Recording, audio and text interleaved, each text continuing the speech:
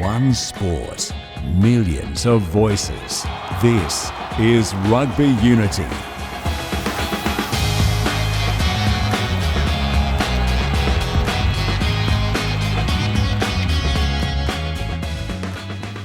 This is Rugby Unity. I am David Pembroke, and a big welcome again to Eddie Jones. But before we get started today on our conversation, I just probably recommend people that they go back to listen to last week's episode, because this is a bit of a part two, following on from our discussion, because today again we will be speaking about R360. If you haven't been on this podcast before, this podcast has a very singular purpose, and that is to help secure the future prosperity of rugby union around the world. And this proposal that's been put forward needs to be discussed because it will impact on the future prosperity of rugby union around the world, one way or another. And we will be discussing that. But before I do get to Eddie, a big thanks to you, the audience, also for your continued involvement. We call you the third voice because, again, as we move and we work towards that purpose, we need you to get involved. We need your views about the issues that we're discussing. And we have been creating some TikTok content and Instagram content about Eddie's ratings of the Lions players. And a couple have stood out to me. People have commented, I love how Eddie rates Tom Curry. Him and Underhill were unreal under Eddie, the Kamikaze Kids. And Jack Morgan, best player in the Lions squad by a country mile. Next Lions captain and the one after that. So maybe Jack will be. So Eddie Jones, welcome to the program. How's your week been? Just finished the week up in Sugadara, mate, which is this sleepy little village in the Nagano Mountains. It's a rugby town. It's probably the only rugby town in Japan. In like 3 weeks' time, there'll be 100 games going on at 3 p.m. in the afternoon. High school kids go up there for a week and play morning and afternoon. Then the university teams go up there, and we just had a 7-day camp with the Japan 15 team, so it was good value. So you've got all of your players now? No, not yet, mate. No. It's like everywhere in the world now, mate. They're very particular when they release the players. So all the advantages we did have, we don't have anymore. So we don't get the players until 2 weeks before the Wales game. All right. Well, if R360 gets their ways, mate, you might not get any players at any time. But anyway, we'll go to that. So I've been hot on the trail this week, trying to find out, trying to get to the bottom, trying to do the job of the you said last week I should get a job with the Times. Well, I reckon I should get a job with the Times because I'm doing a better job than they are, and we'll come to the Times again because Stephen Jones this week served up an absolute perler of a completely allowing so many unsubstantiated claims to just float through. But anyway, we'll get to that as we go through the program. I've been hard at it, and I've got plenty of reporting to give to the audience. But certainly, I was a bit surprised, or not surprised, but when on my phone at 1 p.m. on Tuesday, I get a message from you saying R360 not going away. So I'm intrigued. What happened? What have you heard? What do you know in your understanding of what's going on in the clandestine world of R360? Well, I don't think it's too clandestine. I think there's a lot of information out there. People are talking about it, and certainly at this stage, in contrary to what you were saying last week, the circus is moving on, and the number of teams they have seems to be increasing, and the players' interest seems to be high. How do you feel about the fact that sentiment is from the rugby public, and this is just a rough estimate from me, and having looked at Reddit, having looked at all the comment threads, having looked at all of the responses to articles in the newspapers, I would say that conservatively, sentiment is running against this thing 95% to 5. So nobody in the rugby public wants this. So how do you feel about that? Well, I think whenever you have to do something difficult to change a landscape, maybe it's not going to be too popular in the first instance. Again, if I think back to World Series cricket, it wasn't too popular.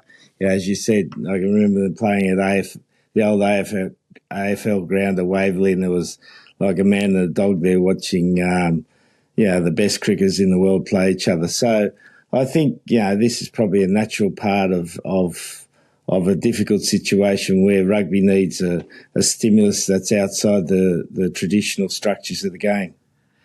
And as I say, if people do want to know my views, I don't want to go through all of them again because we comprehensively went through it last week. But I very much sit at the other end of this as someone who has worked off-field in professional rugby for 30 years. I do have a lot of experience in working and understanding how you build brands and how you sell things to the public. And I believe that what has been proposed so far is farcical. But anyway, we'll come to that. But unfortunately, we still don't have the detail. None of us have the detail apart from the people who are being shared by those who are working for R360. There was a publication of the stories last week, as we discussed, in the Times and the Telegraph. And then James Haskell, who is a host of The Good, the Bad, the Rugby, which is the most popular podcast in the rugby world, he went on their program last week and he said this. I'm sure some of you have seen the news that broke yesterday around a new global franchise, R360. Rugby 360, see what they've done there, and the involvement of a certain Michael Tindall. Now, we've all been saying, and most of the game knows, there are some real challenges in the sport right now. So fair play to Tins. He's put his money where his mouth is, and he's trying something that could bring huge benefits to all corners of the game. Inevitably, there are lots of stakeholders to navigate, hoops to jump through, and people to convince. There are lots of moving parts to the story, plenty of truth and lots of misinformation out there. Already, there is a lot of opinion without any facts. Would you expect anything less when it comes to anything in rugby or fake news? Mike, Alex, and I will be doing a full show with all the details, on the subject when the time is right. We will promise you we'll give you all the facts. In the meantime, hold off to forming any opinions until you've heard the actual proposal, because it is really interesting. Now, Tins was keen to be here.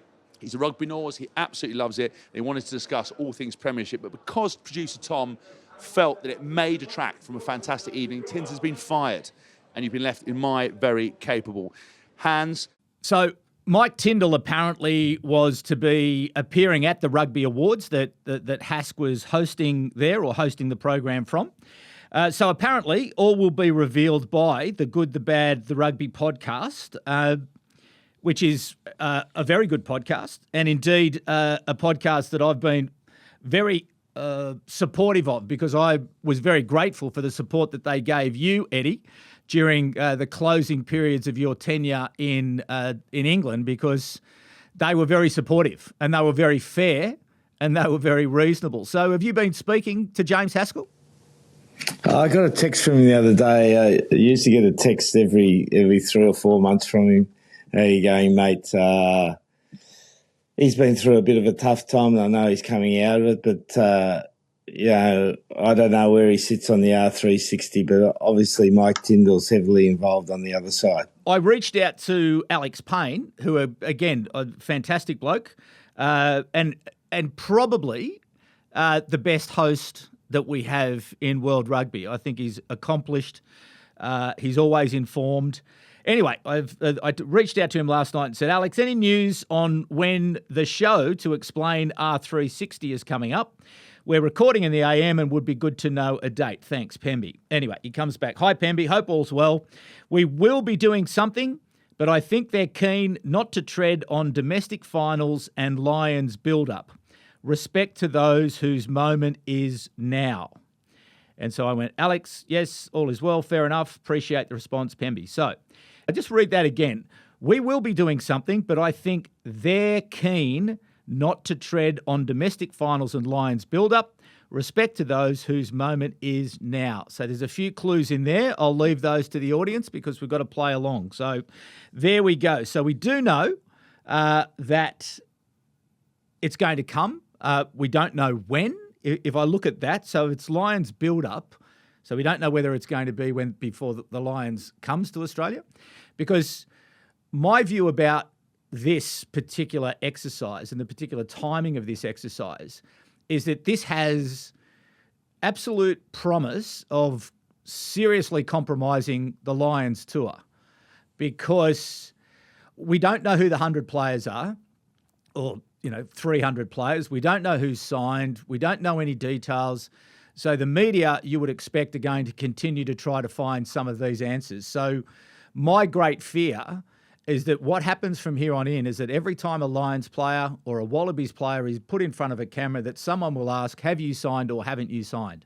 And so we'll go back to the days of Super League in Australia, where all of the focus goes on to what is happening off the field rather than what's happening on the field, and the joy and the magic and everything that people, particularly in Australia, have been craving for, because this Lions tour really is part saviour.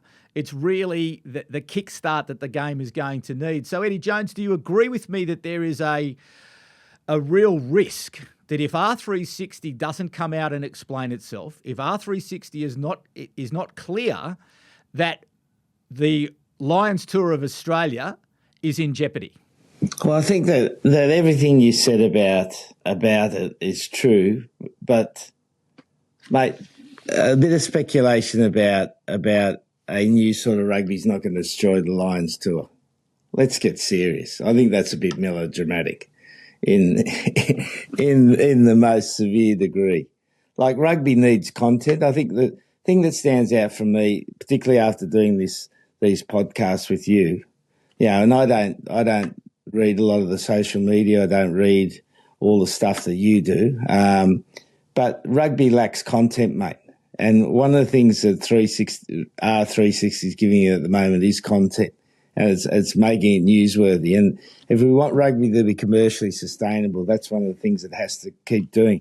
Like, I can just tell you, the secrecy that goes around injured players around the world, as opposed to most other sports where on a Monday or a Tuesday they have an injury update of who are the players in, who the players out. Now, because of our tradition, we've always sort of kept a secret about injured players, and that's across the teams. But I think this is sort of evolution of the game that needs to happen if it's going to be commercially successful. To your point about content, my irritation again is that we could be talking about so many more things. We've got less than 100 days to the Women's Rugby World Cup. We could be talking about that because that's going to be a superb event. We could be talking about the Lions. We could be talking about the Super Rugby finals. We could be talking about the Premiership finals and what's happening in Europe and the great successes that are happening in Europe. We could be talking about Rugby Americas. We could be talking about the MLR in North America. But this is a distraction. When you think about the purpose of this podcast, this becomes a distraction. So the content is there and we could be talking about it, but because this is such a serious threat to the game and of such a serious threat to the future prosperity of the game, I think we have to talk about it and we have to keep looking at it and we have to try to keep calling these people out to come clean with what these plans are and who's involved. I've got some more details and I'll come to those in a moment, but I don't think it's about content. We have the content. We have so much to talk about, but this is a complete and total distraction. So we've just been talking about over the previous shows that rugby lack content. And one of the things it hasn't done very well is sell its content, rugby. And now we're saying we've got enough. Well, why don't people talk about it? Part of the purpose of putting this program together is that we are talking about it more. We're trying to build it. We're trying to come up with new ideas. We're trying to fix it. But why we're not talking about it at the moment is because we've got to talk about this R360 because it is such a serious risk to the game and to the future of the game. You can't tell me that the Premiership is not under threat, particularly in the UK. The Premiership will be under threat if they take the players for the amount of time that they're talking about in the windows that they're talking about. And they're saying that we are going to take your players from you. And it's like they're doing us a favour. Oh, by the way, Bath, we're going to take your player from you. That's fine. And we're doing you a favour because we're taking his salary from you. So aren't we the good guys for doing that? Well, that would compromise the quality of the players that Bath have to put on the field, and we'd be unlikely to see the wonderful contest that we saw the other day between Bath and Bristol at the rec ground because the good players won't be there. They'll be somewhere else. So this is the point, Eddie. I just can't see that this doesn't cause damage if you by taking players away, taking the top 300 players out of the professional game in the northern and southern hemispheres compromises the sport. And I just don't understand how R360 people think, oh, well, like that wonderful scenes that we had at Leicester the other week with Ben Youngs and Dan Cole. Do you think Leicester people are going to be turning up in huge numbers to watch their academy team with a few journeymen in a substandard competition and think, oh, no, that's great. Well, we won't follow Leicester. We'll go and follow the Sao Paulo Stingrays or whatever they're going to be called. Like it just doesn't make any sense. It doesn't make any sense that he's not going to be damaging.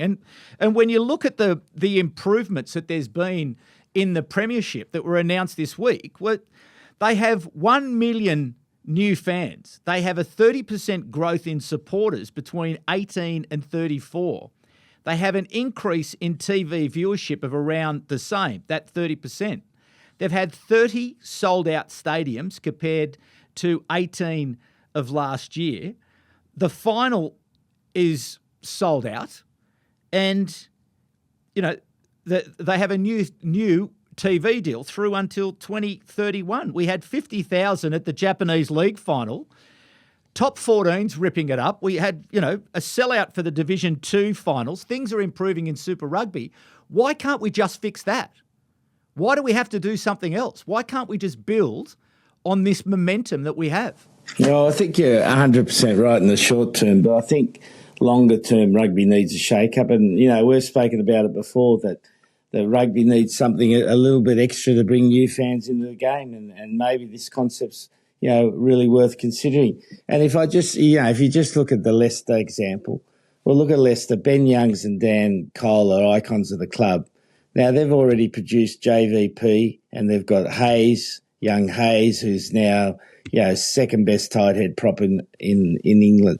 So, if it was to happen, young talent will come back through like it does in every sport. So I wouldn't be too concerned about that. But 300 players. 300 players is a lot of players. In 12 months you wouldn't know. I'm telling you, 12 months you wouldn't know. The players will come through. Like there's so much good young talent out there that's just waiting for opportunity in every country that it'll come through. Now, you'd have a short-term effect, of course you would, but the talent will come through just like it did in cricket. Given that we haven't seen the details, and I don't know the details, and clearly you don't have the details, it is very hard to sort of wrap your arms around it. But and it was interesting to see that the Premiership CEO did come out this week, and the broadcaster TNT, they came out this week with their commentary around it. But again, they don't know the details. But I also think that R360 is going to have some troubles with getting this competition off the ground, because it is supposed to be in place by September of next year is what's been floated.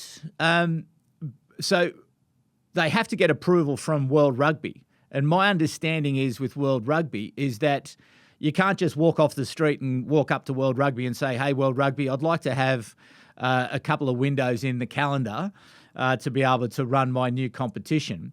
You actually have to have a national union or a member union supporting your application. And the best example of that is the Indian Premier League, which has started, which I would love to be talking about, but I've got to talk about this thing. It took them about 5 years to get approval, and that was obviously supported by the Indian Rugby Union, which is a member of the RFU. So, Eddie Jones, who or which of the national unions do you believe would be supportive of R360? Well, there's a big battle going on, mate, and I don't know the absolute details of it, but with this Nations Cup where countries are being screwed on money. The bigger countries quite rightly want the bigger stakes, and the smaller countries are not getting much parity in it. And there'll be a rebel country out there that I'm sure would support R360, because there's a huge imbalance at World Rugby you got to understand, right? And from a England and France and possibly New Zealand point of view, they feel like they're not getting their fair share of what they bring to World Rugby. And then for the other countries, they want some equality. So there's this constant battle going on at the World Rugby table about funding that won't go away. No, that's a reasonable point. Well, and it is disappointing that the Nations Cup, which should be a jewel in the crown of the sport and has been talked about for so long, and really brings meaning to so many contests at the moment that probably are compromised, that we still don't have the details. And it's to that point that you raised that there is this imbalance, and obviously they can't get to the they can't get to the point of agreement. So when do you expect that there may be some announcement around the Nations Cup, or do you think that those challenges are intractable, that they can't be resolved? I think eventually they'll be resolved, mate. But there's a lot of to and from involved in it, and having been involved with a major country like England now, with a minor country like Japan, you understand both sides of the equation. That for England they want their share of the market, because they know if they don't play in that, they play Twickenham and they have 4 games over autumn and they sell out everyone, right? 80,000 at every game. So they want to retain the benefits of that, and playing the Nations Cup, where you got to play home and away, takes away some of that for them, and they don't want to lose that money, because why is England number one in women's rugby? Because of the funding that they obviously got good players, mate. Don't get me wrong, good players, but they've invested more heavily in that program than any other country, and the players have been in a high performance environment for much longer than any other countries. So there's a reason why they want to do that, and like someone like Japan, who are a small player in terms of world rugby, but significantly at home, it's a reasonable sport, and they want to retain their importance and their priority as well. So there's this constant battle going on. That's why I reckon something coming in that shakes it up a bit might be good, mate. Fair enough. Because, have a look at it, the Nations Cup. How long have they spoken about that? Since when? Years. Oh, well, it's been on the table for, Bill Beaumont started talking about it, I think, maybe 4 or 5 years ago, 6 years ago, something like that. Like it's been talked about for a long time. So Right. And you're complaining about 360 not giving details, and you can't get, for 5 years of World Rugby, you haven't been able to get any details of the Nations Cup. We do need more detail about the Nations Cup, no question. And I'm not arguing about that. Right. Well, get on the phone to Robbo, mate. Well, my understanding is that the Nations Cup doesn't belong to World Rugby, and it's been handed over to the member unions, the Six Nations and SANZAR, to actually nut it out. It's their property. It's not World Rugby's property. There's the problem, mate. Well, perhaps it is. But anyway, we're sticking to R360. And so a little bit more detective work. So probably the most fascinating part of the week was on Monday. A gentleman by the name of Roger Mitchell announced himself as an investor in R360 on LinkedIn. Roger's a pretty astute guy and an analyst of professional sport, particularly in regards to finance. And I've got a high regard for a lot of his opinions. I listen to his podcast, I read his articles, and he is a bright guy in many areas. I like his theories around YouTube and the importance of YouTube, and this discussion and understanding of how do you think about fans and the lifetime value of fans. But Roger also has a sort of a pathological contempt for sports administrators. So he's very much in the blow it all up campaign like you. So shit, I like him. I might start listening to him. He's good. He's very interesting. He's a Scottish guy. He's a football guy. He's not a rugby man, so as he admits. But have you ever met Roger Mitchell before? No idea, mate. You haven't met him? Okay. No, well, you'd enjoy his content. His content is good, and I recommend people do have a listen to him because he does have a lot of good conversations, a lot of great insights. But anyway, I did reach out to him the next night, and he told me that the professional rugby players are overplayed and underpaid. Would you agree with that? The professional rugby players are overplayed and underpaid? Well, I think there's two types of professional rugby players. There's the international players, and then there's the domestic players, and that's always been the case, right? So you think about even back in the amateur days, everyone would play club rugby, and then the international players would play 5 or 6 tests on top of that and go to a tour on the end of the year. So they always played more. And nothing's changed in the professional era. Everyone plays club rugby, but then the international players have to play another 12 games on top of that. You have a look at, say if you take 30 players as the maximum number of games any player can play in the season, right? As a rational figure. Mm-hmm. Yep. Right, so they play, generally most teams in the world play 12 tests. So there's 18 games they can play in the club rugby season, right? So if you're in a club rugby season and you're playing 18 games, if you look at that, that's home and away, that's a competition of 8 teams plus finals, right? So any other competition that has more than 8 teams, where most competitions wants home and away, the players are scheduled to play more than 30 games, right? So the international players are definitely overplayed, mate. Mm-hmm. You just got to look at the logic of it. Just look at the complete logic of it, right? And how many top level competitions have got 8 teams? None of them have by design. But top 14 have got 14 teams. Super Rugby's got 16 teams. League One's got 12 teams. So the best players are scheduled to play more games than 30 games. Scheduled to play more than 30 games a year if they play for their club all the way through. So he's right, mate. Roger's right. Yeah, but they have rest periods now as well, so they don't actually play all of those games for either their clubs. But who rests them? Who rests them? The clubs do.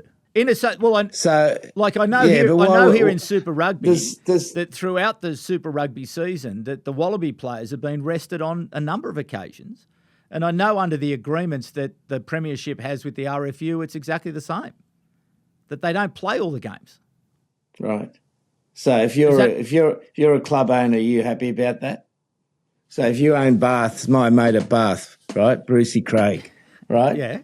He owns Finn Russell. Is he going to be happy resting Finn Russell because Scotland tells him to do when he's paying him £100 million a year?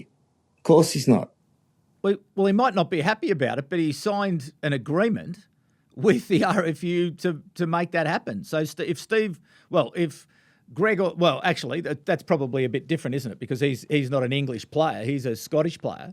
So maybe that's different with Finn Russell. So maybe Finn Russell isn't rested or can't be rested because there's not that agreement in place there. That's right. So they're overplayed, mate. That particular best players are overplayed. That particular player is overplayed. Well, I think if you spoke to anyone around the world, they'd say most of the top players are overplayed. Okay. But how many would you put in that category? What number would you say are overplayed when you make that differentiation between the top and the middle that makes up the pool of players? It's the top players. It's the top players, mate. The top, you took a look at the top 10 or 12 players in each country, they'll all be in that situation where it's difficult for them. Like I think, if you look at it, there's been a number of New Zealand players take sabbaticals in Japan, and I think it's because of the difficulty of the season now. Like if you think about when professional rugby first started, Super Rugby had 12 teams. You'd be finished by early May, then you'd play your tests after that. But now the whole season everywhere in the world's become so crowded and so congested. But it's only these top players that are affected by it. Mm. And that's why R360, I would imagine, and I don't know, are reaching out to these top players and saying we can give you a better deal and that allows you to earn a bit more money, have a bit of fun and still do your duties for your club and your country. Well, I don't know. Well, I don't know about the duties for the club because I don't know if the clubs are going to be able to get the players back at the times that they need them because they'll be playing for R360 when the competitions are reaching their conclusions. But anyway, we will wait and see, and it will be resolved in good time. But yes, according to Alex there, we will be hearing something soon. I do still see it as a major threat to the game. You've probably softened me a little today, Eddie Jones, in terms of your articulation of some of your points of view. But in terms of the way it's been constructed, this flying circus into Sao Paulo and New York and Los Angeles and other places, I just cannot see how that works in any way, shape or form. But anyway, let's wait and see. Let's wait and see what F1, mate. F1. Yeah, but it's not. But rugby's not. F1 are going into places where people know all about it and they're craving it. It's like everyone says, "Oh, well, the example is IPL." Well, IPL is in a cricket-mad country with over 1 billion people who couldn't wait to get it. Turning up with our best players in Sao Paulo where they've got no idea who they are, or New York or Barcelona or any of these other places, like it's a nonsense. Like that won't work. There may be some other construction that they're able to, but go where people know the game. Don't go where people have got no clue who you are. Like seriously. But that's what haven't we been arguing that rugby needs to create new fans and explore new environments to help it commercially sustain itself over the period of time? Because one of the problems we've got, and I just saw a little bit of it, and it's 100% right what Tyndall said. At the moment, international rugby funds everything in the game, and that's one of the problems we've got. We're so reliant on international rugby and we're so reliant on the World Cup. Like, you take the World Cup out, as you said, right? I'm going to use your words now. World Cup doesn't happen in 2019 in Japan, right? Fiji don't get any money for 4 years. They can't go on tours. Samoa couldn't go on their end of season tour last year, mate, because they didn't get funding to go on it, because funding from the World Rugby's tightened right up.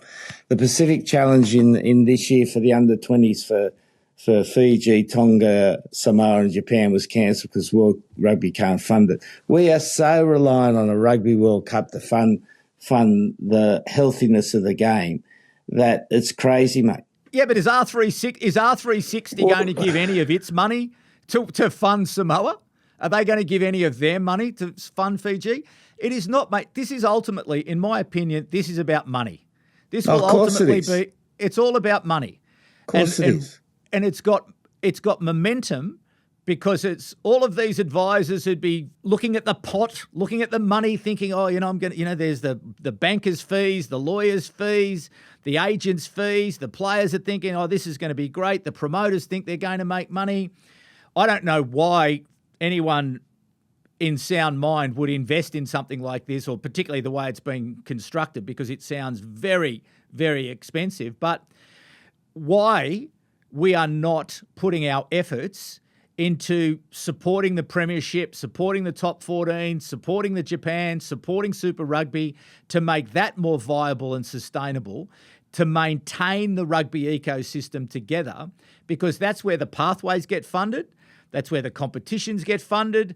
It's where the money flows up and through World Rugby into, and hopefully if you can get that professional level of the game more profitable and more sustainable, that there's less reliance on taking money from World Rugby that can't then be available for those competitions, for Fiji, for Samoa. I just don't see a privatised professional league doing anything other than creating massive damage and havoc. Actually, you haven't convinced me at all.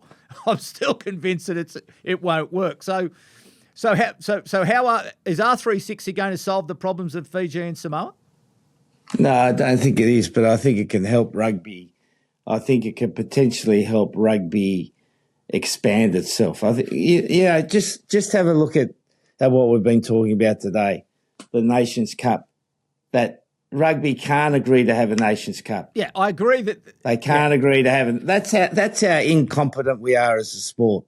So let's get fair dinkum. If someone comes in with new money, new ideas, they might rock the boat and change things that allow rugby to have a look at itself, because at the moment it's not working, mate. Like domestic rugby, yeah, but that doesn't fund the game. Like, we know that. Their funding generally comes from international rugby, and we're so reliant on international rugby. I don't disagree with that.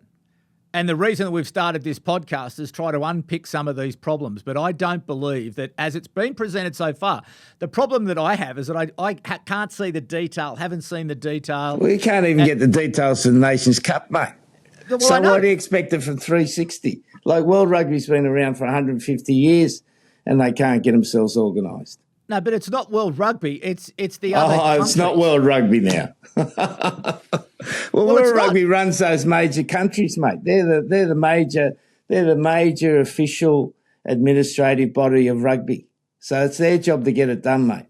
But my understanding is that they've handed it over to those nations to say, okay, guys, get it sorted, get it fixed. Here's all the commercial properties. Here's everything that goes with it. Surely you guys can get your act together, and maybe, you know, the threat of this R360 will get the Nations Cup decided, get it sorted, get it settled, and that get it done. That could well happen. Yeah. And you know what? That could be, and that would be a good outcome from R360. And anything else that's caught your eye in the world of rugby? Actually, I caught up with an old mate of mine who I used to play with Randwick versus East. He's up coaching the Japan women's team. Who's that? And Mark Bakewell, who was veteran of East, coached Sydney Uni. I played with him many years ago in the combined second division team in Sydney at East. He was a great mate of Tim Gavin's. Great fella. They lived together for 10 years, mate, actually. Anyway, so he's up coaching Japan women's, and we went out and had a meal together, and then I went back and I watched Japan play USA in a game. And I hope that if America gets the World Cup in 2031, they don't run the games like they run them now. Because it's like going to like my daughter went to ASIJ in Tokyo, the American school. And I used to go on Friday nights because she was the basketball manager and watch, play basketball. And, all the hoopla that was on that you see on the television in movies about basketball games in America was like that. And this commentator at this women's game was going, "It's scrum time," yelling out, and all this rubbish, mate. Fair dinkum. If that's where the game's going, then maybe 360 is what we need. All right. Is that on YouTube? I might see if I can find it on YouTube. I'm sure it'll be somewhere, mate. But the quality of rugby was pretty good. Like, obviously Americans, like, they would have had 10 Ks a person on the Japanese players. And they started the game well, but the Japanese, probably because they're more advanced in their preparation, wore them down at the end. And I think it was 38-33 they won the second game. Oh, wow. Yeah. That's great.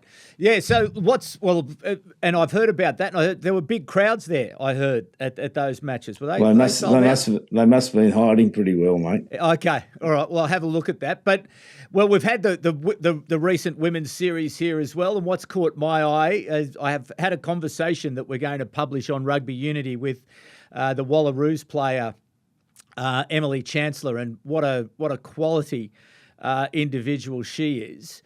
But also talking to her about the Women's World Cup. It's really exciting for the game, because I think that is where we can unlock new audiences for rugby.